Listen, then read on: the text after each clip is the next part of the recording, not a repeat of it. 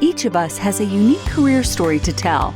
For some, these fly high like rocket launches. For others, they're more like the game of chutes and ladders, with advances and setbacks along the way. Either way, we learn countless lessons from these experiences. And that's what we put into the spotlight here at Career Sessions Career Lessons. Join discussions featuring a variety of guests sharing their stories of ups and downs, as well as the secrets of their success and what drives them to continue moving forward. We break down the tools and resources that will help you establish your dream career and realize your professional goals. Here's your host, J.R. Lowry.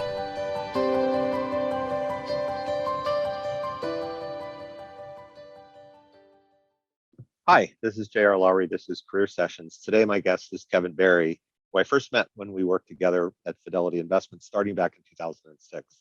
Kevin is now the president of workplace investing at Fidelity, a role he has held for the past 5 years. If Fidelity administers your 401k, your 403b, your stock plan, your pension, or your medical benefits, all of that falls under Kevin's remit. He joined Fidelity 16 years ago and came up through the finance function before becoming head of stock plan services and then moving into his current role about 6 years ago. Prior to joining Fidelity, Kevin was in the finance function at Gillette, and prior to that, he was in the finance function at Frito-Lay. He started his career as an analyst for the Central Intelligence Agency. He's a trustee of the Boston Ballet and is a 7 generations board member for City Year. He earned his bachelor's degree in government from Harvard University and his MBA from Dartmouth's Tuck School.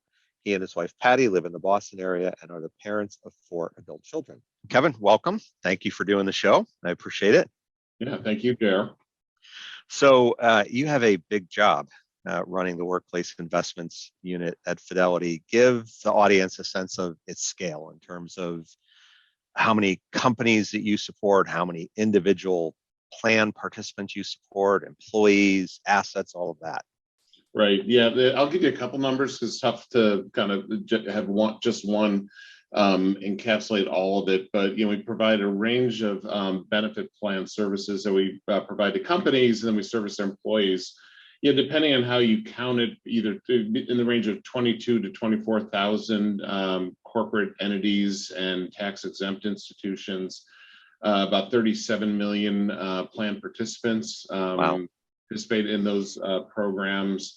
Assets that we administer depends on the market. It's been in the range of 3 to 3.2 trillion recently, and a little bit over 10,000 employees that take care of those customers every day across the whole range of benefits that we service.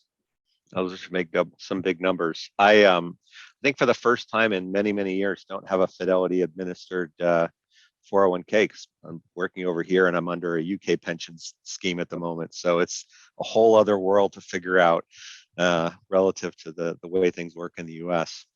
You were in the consumer products industry before you came over to Fidelity. So what was it that led you to first join the company when you joined back in 2006? Yeah, I would tell you, it was not some big planned career move or even deep passion for the industry. Yeah. Believe it or not, I was working for a company up here in Boston, Gillette, which was sold to Procter & Gamble. We had decided we put down roots in Boston, that we wanted to stay there, and for me to make a career the best I could. And so P&G bought Gillette. P&G is a terrific company, but all roads lead to Cincinnati. And so at Fidelity, when Fidelity approached me during the merger, I had really good experiences with Fidelity as a customer, and decided to take a sort of calculated leap of faith that I could figure out a way to add value in the world of pensions and 401ks, even though I knew very, very little about it. So let me keep my family where they needed to be, and it was an exciting new adventure to jump into. Yeah, I mean, you and I joined there right around the same time, and I was coming out of McKinsey at the time, so for me it was a fairly big change as well. I really hadn't done much financial services work to that point, so here we are. 16 years later, you're still at Fidelity, I'm still in financial services, so clearly the move worked out for both of us. Right. You were a finance guy, right? You came up to the finance function. You became the CFO of the workplace unit before you took on that stock plan services role. How do you feel coming up through the finance function prepared you for that ultimate shift into general management? Yeah, I've thought about that. I think it's always helpful to have some kind of core skill set that is sort of a key piece of your responsibilities that you can always fall back on, that you know intuitively and you know really well, and that you have a high degree of confidence because you're going to get stretched in many, many other ways. I think having a diverse finance career before moving into general management, it gave me just a fundamental understanding of the financial management of an enterprise, cost management, revenue generation, assets and liabilities. I'm not an accountant or a CPA, but the fundamentals of accounting and balance sheet management.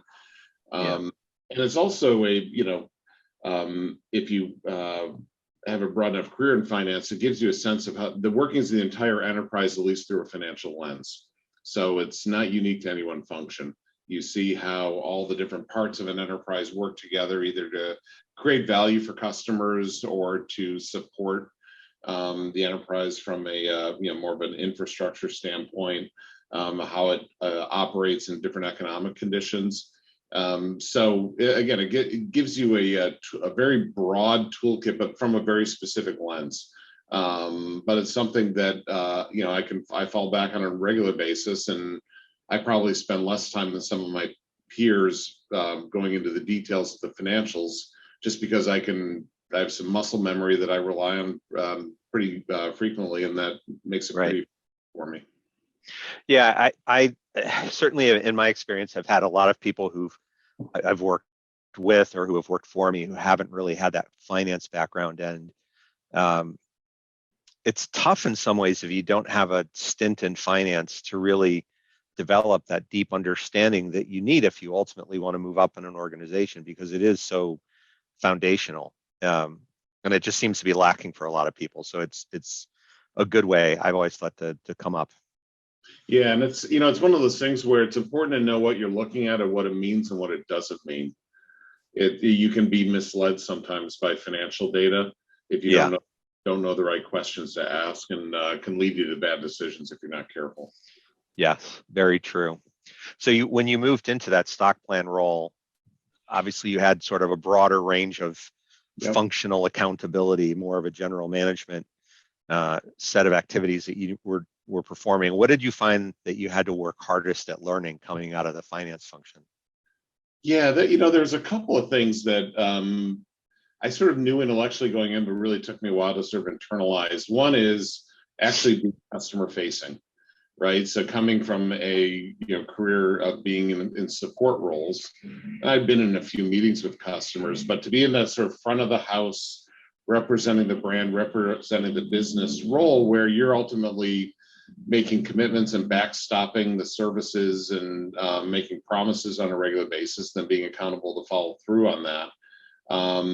It's a different skill set. And how do you communicate with customers? How do you, communicate and inspire a large frontline workforce that can be, lots of hourly employees and, doing roles that you would never see in a finance function. And I think the other part of it is is the direct accountability, for better or worse. I mean, you eat your own cooking every day, and and the decisions you make come back to, either reward you or bite you, depending on how it turns out. And there's no hiding from it. Whereas in finance, you give the best advice you can and try to help enable great decisions, but rarely is that decision squarely on your lap where you have to live with the results. So it's something to adjust to. Yeah, one of my former guests, Jim Whitehurst, who I went to business school with, and he was president of IBM, and before that he was CEO of Red Hat, and before that he was COO at Delta Airlines. And he talked a lot about how just even that shift from being the COO of a massive organization into being CEO, that it really is like there's nobody behind you, right? And you really do have to own it. And he said even when he moved to IBM, which is obviously a much more massive company, being the president, he said he had that safety net, of a CEO behind him, and it's definitely a consideration when you move into those sort of top jobs? Well, it reminds me of what somebody, we were just starting a family, one of my coworkers told me about having kids. You have your highest highs and your lowest lows when you become a parent. And that's kind of in a business career, that being a general manager is like that too. Because it all comes back to your doorstep one way or the other. True. What did you, when you stepped out of that stock plan job into the bigger job running workplace investments, what were the big things that felt different in that transition? Probably a couple things. One is, well, anytime you move up in the organization, you're managing higher level teams. And so when you're become a senior vice president, you're managing vice presidents. Become executive vice president, you're managing senior vice presidents. Become a president, you're managing EVPs. And so you need to step up your game in terms of how you're adding value, because those are really smart, really capable people. So there's an element of that. How do you scale yourself and add value at a different level? My current job is much bigger in terms of scale. And so what it really pushes you to do is how do you scale your impact through systems and the people you use, because just what you can get done in a work week is just more limited in terms of what percentage of the organization can you touch or directly be involved. Right. So it becomes much more, a process of thinking about, do you have the right management systems in place? Are you looking at the right data? Do you have the right bench strength on your team? Because it becomes a smaller percentage of what goes on is something you can impact very directly. You're working through others, right, or technology or process, and so you just need to be a whole lot more thoughtful about that. And I think related to that is there's a little bit of a process of you'll never understand everything, or you'll never know everything. So how do you sleep at night and create confidence that things are running well? If they're not, you'll hear about it through all those things I just talked about. Yeah, when you go from being an individual contributor to a manager, it's in many cases it's easy to do the player coach thing, right?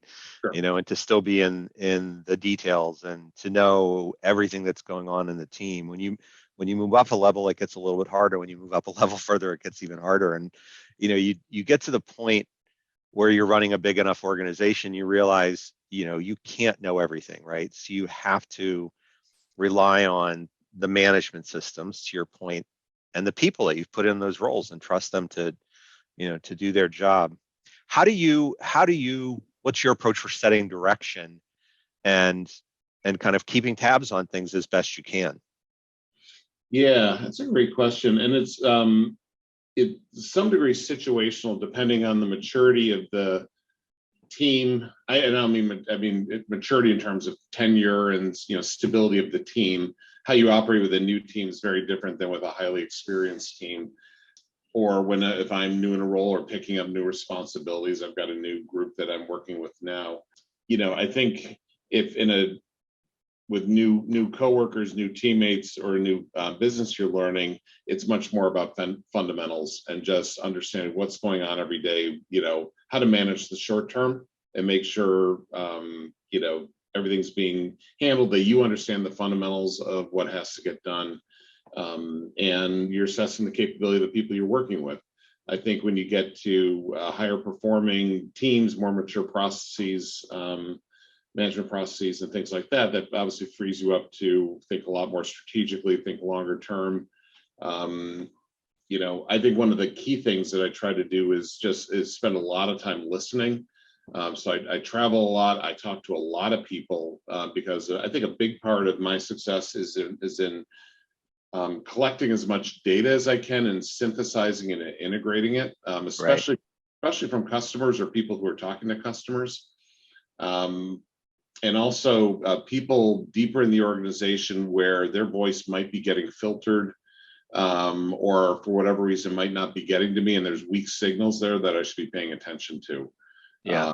So I always try to make sure, I always try to hold myself accountable to the amount of listening I'm doing in whatever form that is, either externally or internally.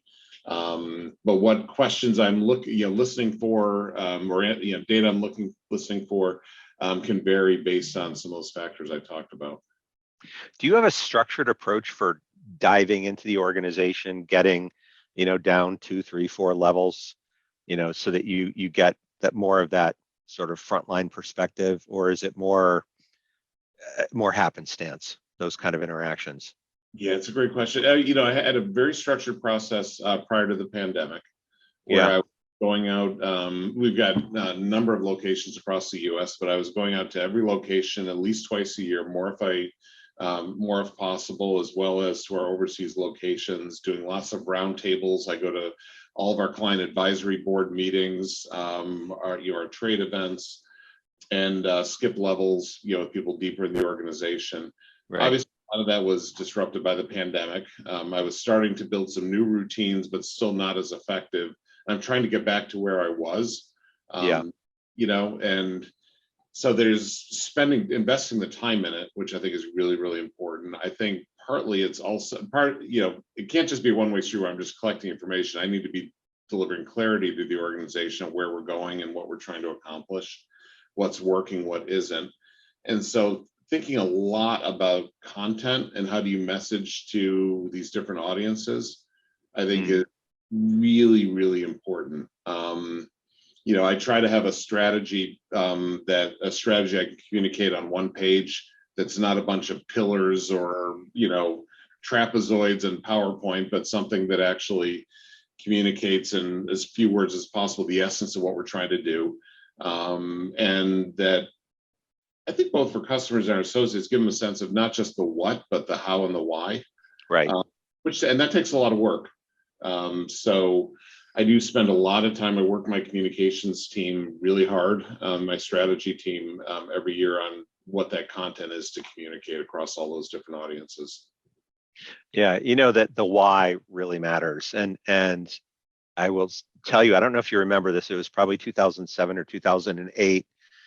Abby, was running the former workplace business at that point, what it was called Fesco at the time, and talked about the mission of Fesco being to help people be productive at work and prosperous in life.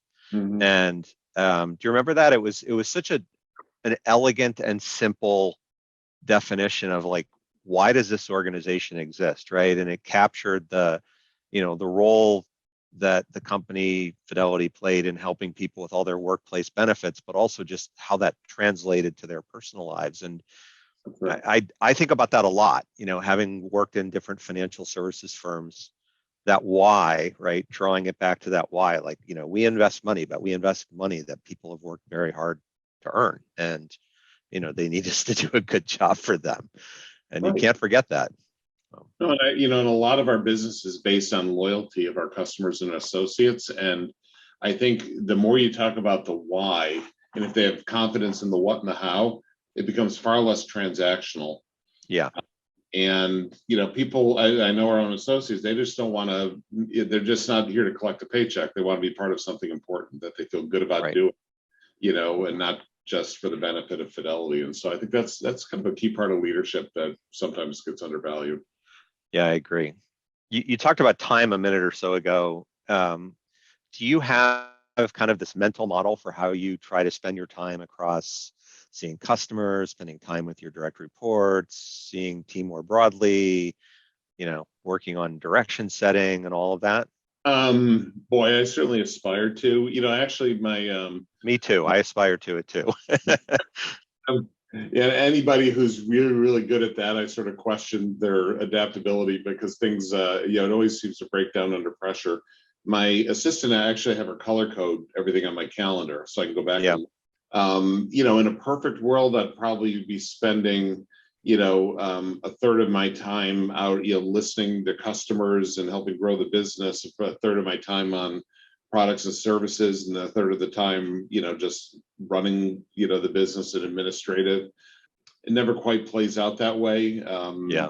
And it's also seasonal. It varies a lot. If it gets too far out of whack for too long a period of time, I'm probably not balancing things right.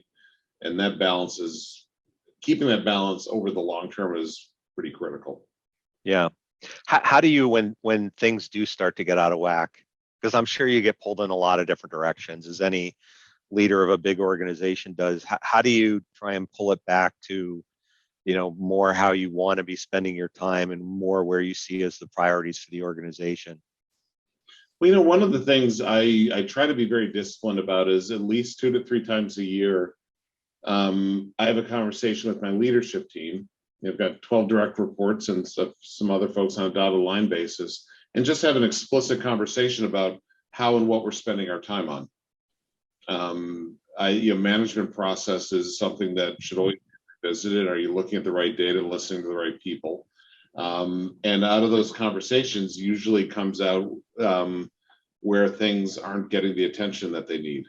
And just having the discipline to have an explicit discussion about that a couple times a year, I think is important. I think related to that is, Jerry, you remember the management team you and I were on, right? The leader would always make sure there's lots of unscheduled time for conversation, just right. Open, and some of the best stuff comes to light there. So I'm always, if I get into a situation where my team does not have unscheduled time just to share and process and raise and debate and escalate, then we're probably on the wrong track. Yeah, or walk the floor and just have those informal conversations with people across the organization. What do you do to recharge your battery? What do you do to keep work in balance, with all of those things going on every day? Yeah, that's another thing I don't have a perfect recipe for. I try to have, at least a couple of things that I, projects or things that have nothing to do with work. I've been working my way through a Latin cuisine cookbook recently. Oh, yeah. I've been trying a couple different genres of literature that I haven't gotten into before. Trying for probably 30 years and counting to develop a golf game. So, but some that also requires some mental discipline too. Is if you're going to be with your family, be present with your family, right? If you're going to be cooking, stop worrying about the management review next week and focus on chopping the onions right. So boundary, and I think the pandemic made this tougher for everybody. But boundaries are really important, and I think if you keep some boundaries up with your personal life, you're more likely to recharge when you need to. Boundaries have definitely been hard during the pandemic era for a lot of people. And, what's interesting at the same time, there's just, there's also a hesitance to come back to the office in a lot of companies. And it's kind of a paradox if you think about it. It's like I'm working harder, but I'm happier with my work-life balance. Which I guess, says something about, how soul-crushing commutes are for a number of people. Yeah, I think that's exactly right. So one of the things I wanted to spend some time on with you is just Fidelity, right? And just the vantage point that Fidelity has on what people are doing to save for retirement or kids' education or whatever. What do you see among the 37 million participants that you're responsible for? Yeah, there's a lot going on. It's really interesting. There's good news and I'd say some challenges. One of the good news trends that I see is we obviously watch what our customers do during times of market volatility and swings in equity markets, and because there's always a chance for people to make bad decisions, right? React to the market, to change their asset allocation, to react to short-term factors, and we've seen less and less of that over time. We saw that through the volatility at the beginning of the pandemic, and we've seen it most recently in the last couple of quarters.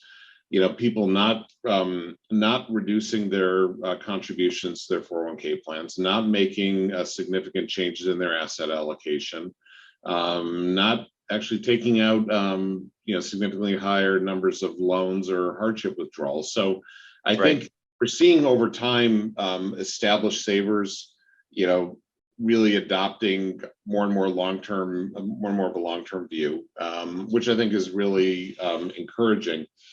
The other thing that we're seeing, though, Jer, is definitely the impact of demographic change in a couple of different ways. We have a whole wave of young workers coming into the economy that have very different concerns than the baby boomers that a lot of the industry focuses on.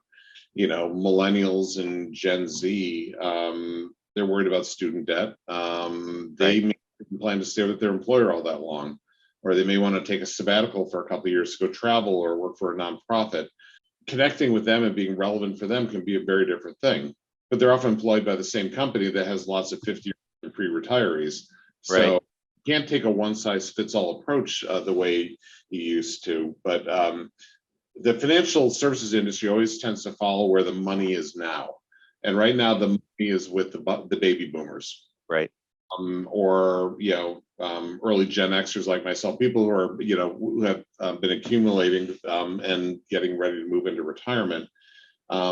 It's these millions of younger workers entering the workforce with very, very different interests and concerns and attitudes towards money, consume information very differently. They're more likely to go to social media than to listen to CNBC or read the Wall Street Journal, right? And get ideas on Reddit or TikTok on how to invest.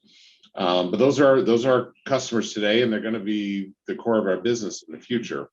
Right. So that's a really big focus for us. Also, the American workforce just continues to get more diverse across all different ranges of diversity, gender orientation, ethnicity, a whole bunch of different factors. And again, the financial services industry tends to focus on what was considered a good customer in the past, which is not very diverse. And so how do you create greater confidence and more relevant offerings for women or people of color or LGBTQ plus customers, all who are trying to build great financial lives and, for themselves and their families, but do it in a way where they feel heard and validated and their needs understood, and where they have confidence of dealing with the right company. So that's a really big focus for us as well. I mean, I tell my folks, we're hired by HR departments, and we are considered an extension of them and their values. Yeah. And if we're not as inclusive or more inclusive than the most inclusive customers we have, we're not going to be around 10 years from now, or our competitors won't either. So it's an incredibly urgent issue, I would say, in the industry that we're really, really focused on. So Yeah. that demographic change is a big deal. How do you respond to that? What does Fidelity do to deal with the diversity in the employment population that's now part of your 37 million participants? Well, it takes a couple different forms. One is we need to be diverse and inclusive as an employer. So when we connect with our customers, we need to look like and show up and be understanding of our customer needs. And we're more likely to do that if we're a diverse and inclusive employer, which is a whole range of different work. But then, in terms of our products and services and our offerings, frankly, it requires a lot of learning and customer research. What are different communities or aspects of diversity? How do they impact people's financial needs or not? And how do you? And everybody's a collection of multiple identities, Right. Or we have all different parts of their life. And so, what determines how they think and what they value and what's important to them? Everybody's unique. And so it kind of takes you down this path of this buzzword that's been thrown around the industry forever, which is personalization. But how do you personalize based on what somebody's values and their and who they are and what they want, but also do it in a way that's not creepy, right? Where you know what they want you to know about them. So we're spending a lot of time on research, honestly, which leads us to there's obvious things like multilingual websites or accessible channels for people with visual or hearing differences, right? Stuff like that, where the limitations are more apparent. But what does your advertising look like? What kind of language do you use? Are you speaking to an individual or to the whole family?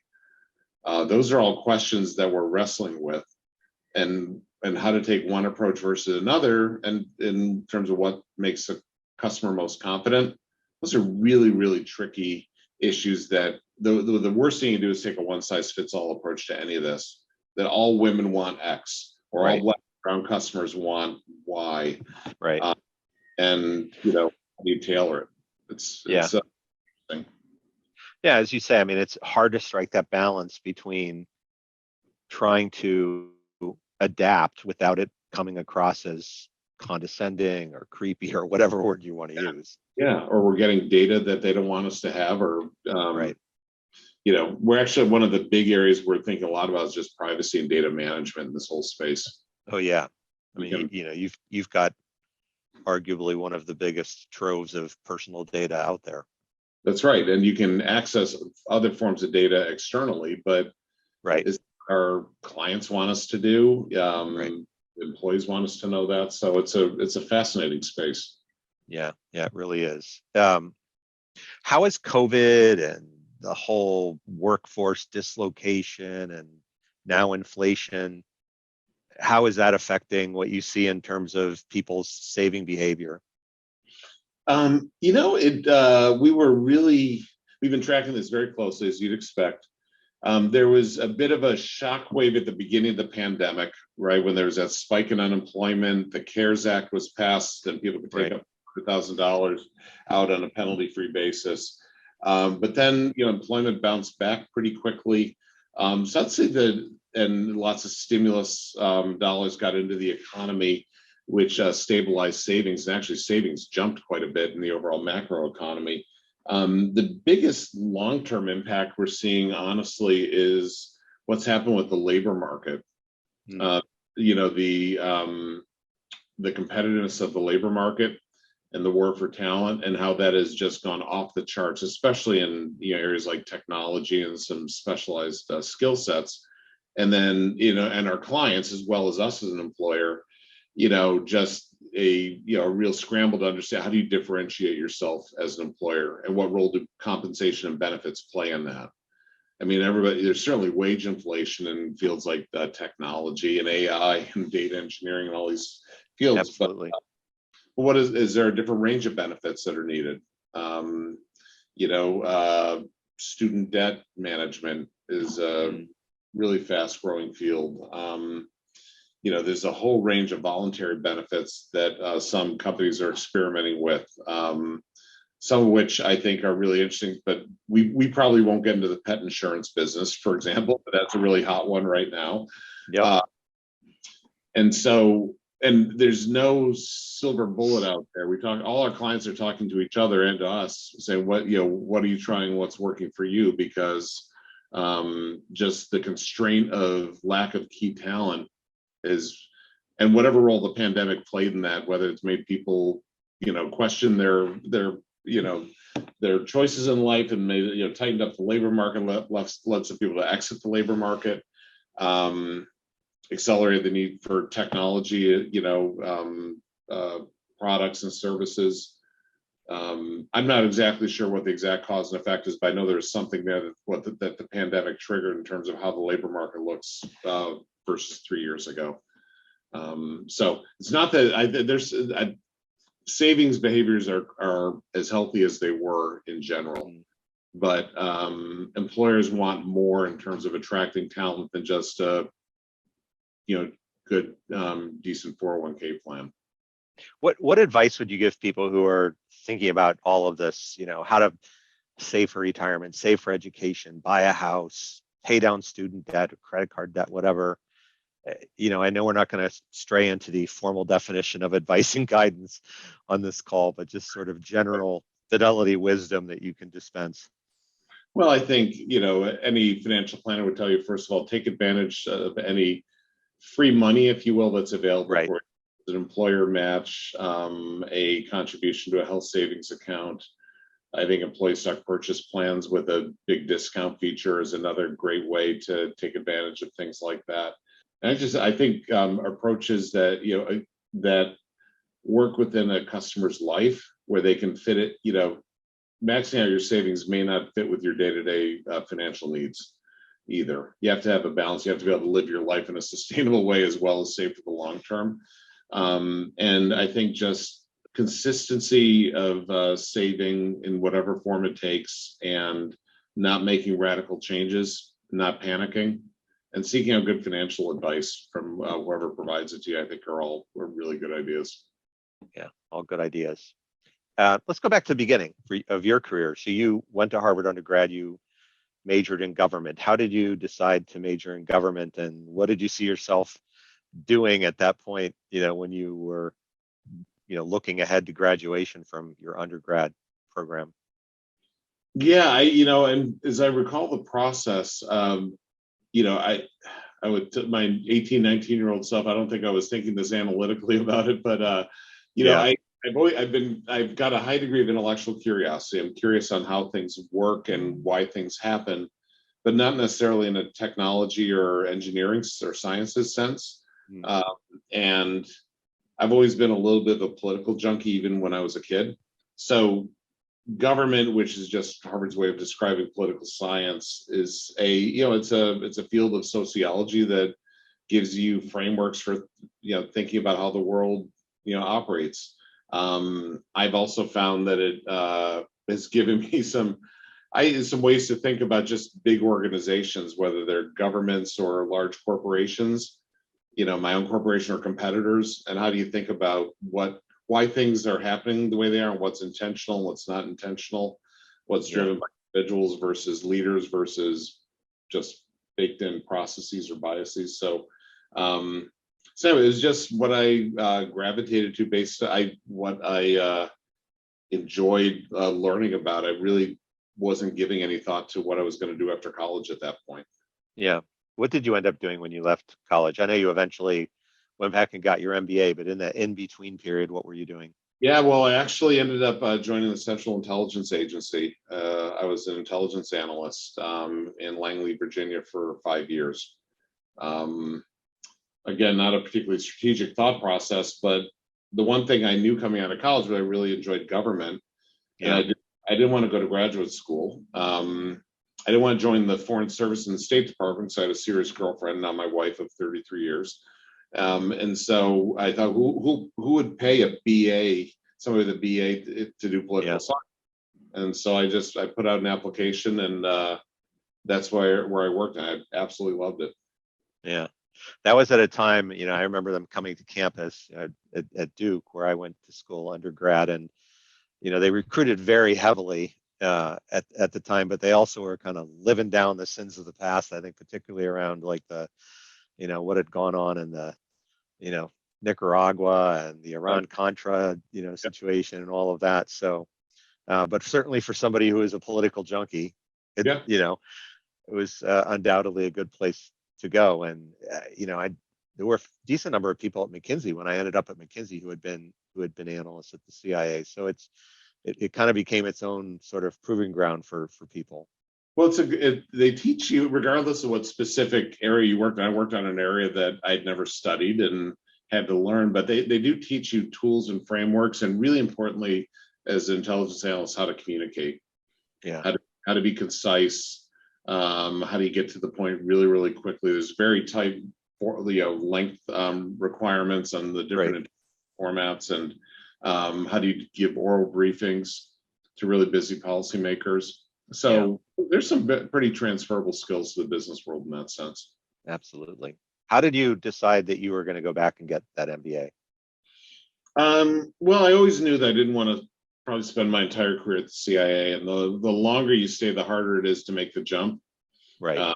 You just get more specialized, and your networks change over time, and so they're very narrow. I think that's one of the challenges of the government sector, is that you have a very narrow lens on things.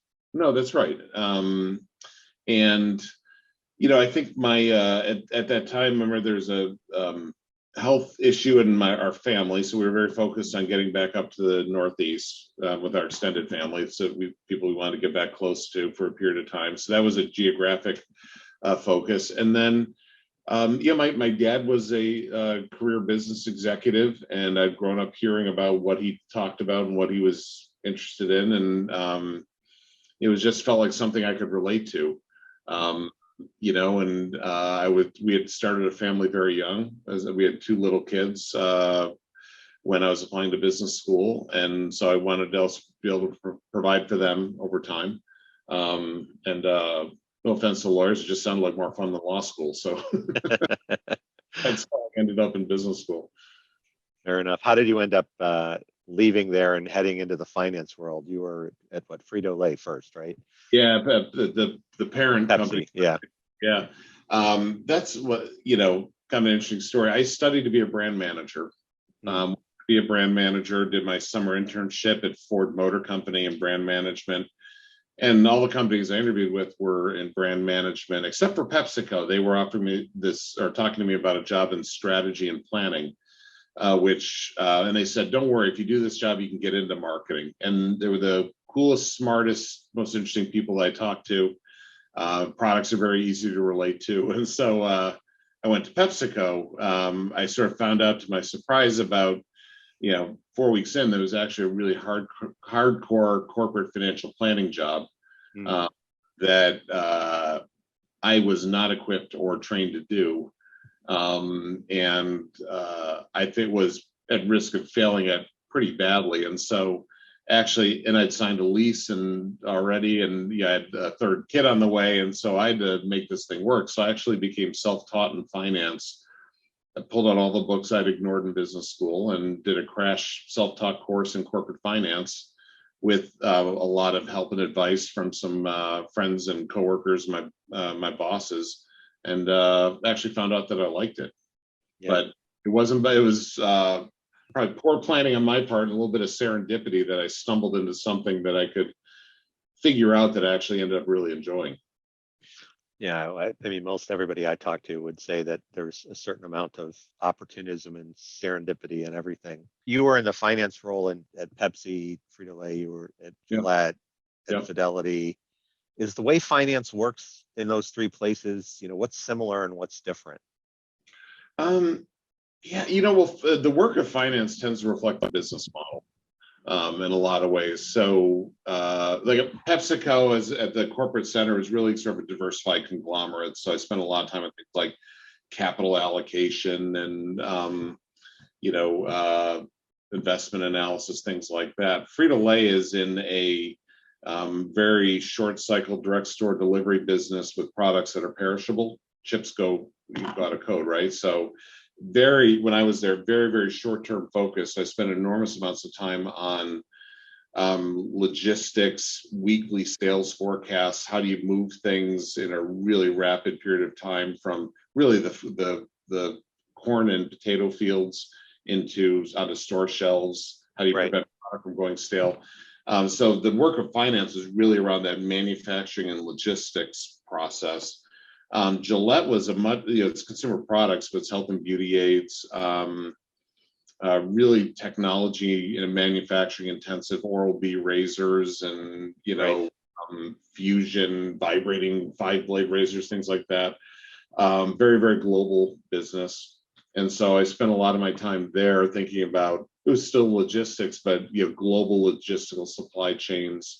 How do you manage across 80 different markets, things like foreign exchange exposure, things like that, right? And then coming to a place like Fidelity, we've got tens of millions of customers where we service their needs every day. But that servicing often happens in massive IT infrastructure platforms. But then with people on the front end trying to provide service. So I have this sort of thread through my career of managing customer service and logistics, but in the case of Fidelity, it's really about phone capacity and platform capacity. Still worried about service levels and forecasting, and that I worried about on potato chips back in the mid-90s, but it just takes a very different form in terms of what you're delivering and how it's delivered, and the timeframes that you're dealing with. The one other thing I would mention is it's very different, and you probably would agree with this, Jared, working at a private company versus a public company. Yeah. That's hard to overstate what a difference that is. Not only in your case, not only a private company, but a family-owned company, right? Yeah. It was a very different proposition than a lot of other private companies. I mean, when I went from Fidelity to State Street, it was like night and day different. Yeah. And how decisions get made and how capital is allocated in the time frame. Like I said, Frito-Lay, if we really missed the weekly sales forecast, that was a really big problem. We make decisions here at a much longer time frame. Still need to be really, really disciplined about it and be very data driven and analytical, but less driven by certainly the week of the month of the quarter. Yeah. And we tend to look at much longer time frames, which is really a pleasure compared to a more short-term focus. I know we're going to run out of time soon. You mentioned you were trying out some new genres. So what are you reading these days? A couple of different things. I'm actually trying some much older stuff. So as you know, I spent some time on Cape Cod in the summer, and so I dug out a copy of Henry David Thoreau's Cape Cod, which sort of a travel about Cape Cod, but back in the 1850s. I have an architecture book about Soviet subway stations. Okay. PCP Underground. It's about sort of the public art and how civic values get represented through architecture, but in this case through subway stations. I don't know why I like it, but I do. And then one of my I've been trying to learn about diverse communities and areas, parts of society that are part of my own history. And so I've been reading a lot of Colson Whitehead. He's a phenomenal author. Writes great novels, but a lot of it's about the Black experience in America. And the one that I've just cracked is called Harlem Shuffle. It's about gangsters in Harlem, I believe in the early 1960s. So I've got probably 3 or 4 others that are stacked up in the rotation, waiting to be opened. So yeah, don't we all, right? Exactly. Any final career advice that you would offer to people, reflecting on sort of how things have gone for you and what you've learned over the years?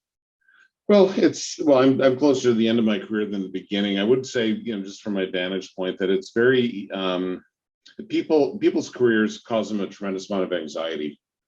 They worry, do they have the perfect plan? And are they doing all the right things? And I've just found there's a lot. I think knowing yourself is really, really important, and what you want. At least as best any point in time, knowing what's important to you is really, really important.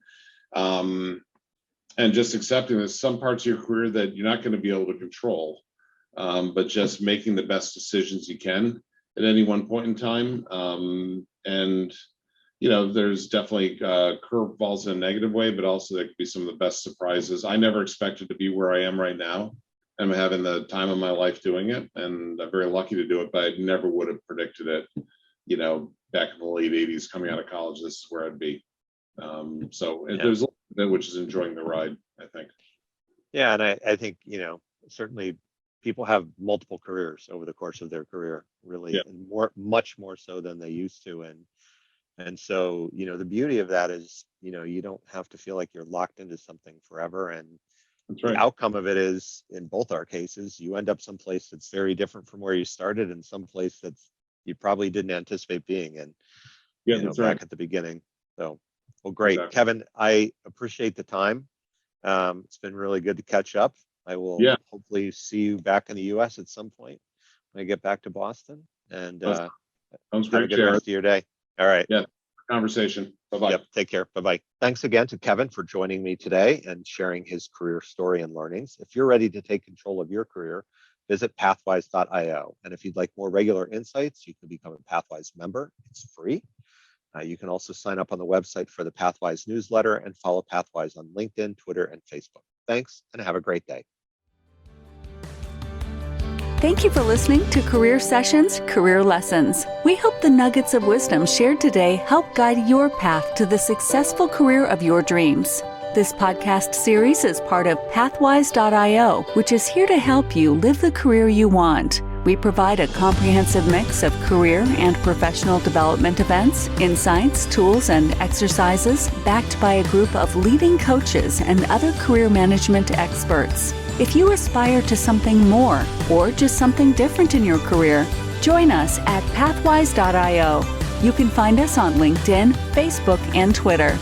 See you again on the next episode.